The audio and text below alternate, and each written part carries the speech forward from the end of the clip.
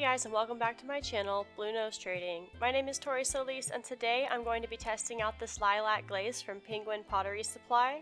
This is a cone 6 ceramic glaze. I'm going to be testing this glaze on a textured white stoneware mug, as well as across 8 different clay body test tiles.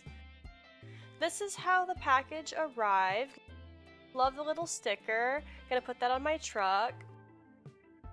There's a lifetime warranty and some instructions.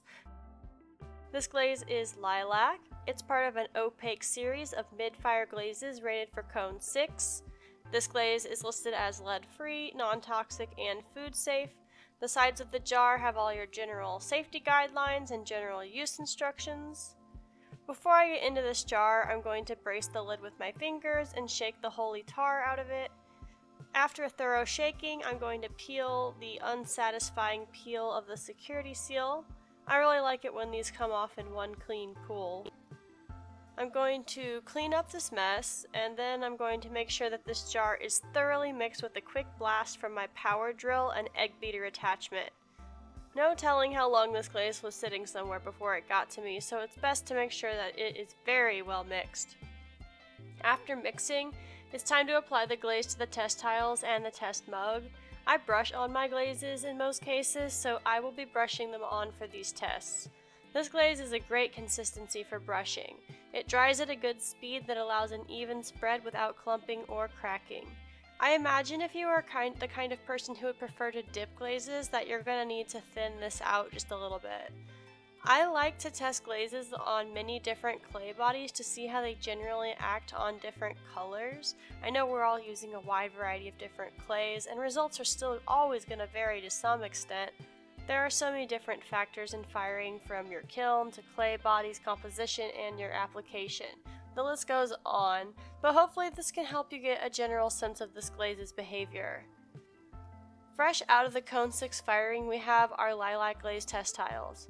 Up first, let's look at this textured white stoneware mug. This is a very impressive lilac. The glaze is soft and it has a lot of subtle nuances that I found hard to capture with the camera. On the white stoneware test tile, we can see that smooth, even and soft finish of this lovely lilac glaze.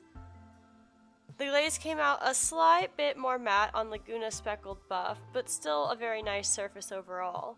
Also note that you can still see the speckles through this glaze on this clay body. The surface is slightly glossier on my Trinity Spectacular clay. The speckles show through on this body, but with a larger, more blurred effect than on the speckled buff.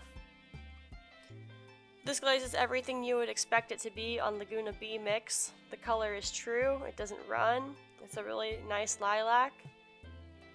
I find the finish a bit puffy on the Laguna Frost, but the color comes through really strong, so maybe it could be worked around with a careful and thin application. Maybe with dipping, this might be a little bit better for this Laguna Frost. And the lilac mutes out a majority of the speckles on the Industrial Minerals Company Dragon Fruit clay test tile. The finish on the Dragon Fruit is similar to the Frost. It's a bit puffy with a heavy application. On my red cone 6 terracotta, the color is remarkably strong. Even on this dark clay body, the color is still opaque and only ever so slightly darkened by the body. On the Laguna B3, this glaze did not blister, which all things considered is impressive. Whether or not you find these results desirable is another matter altogether, but it technically does work.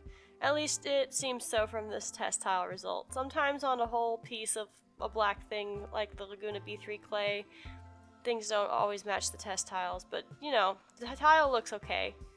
The results on the Laguna Azabache are very similar to the B3, but I suspect that on a larger piece, this would probably blister.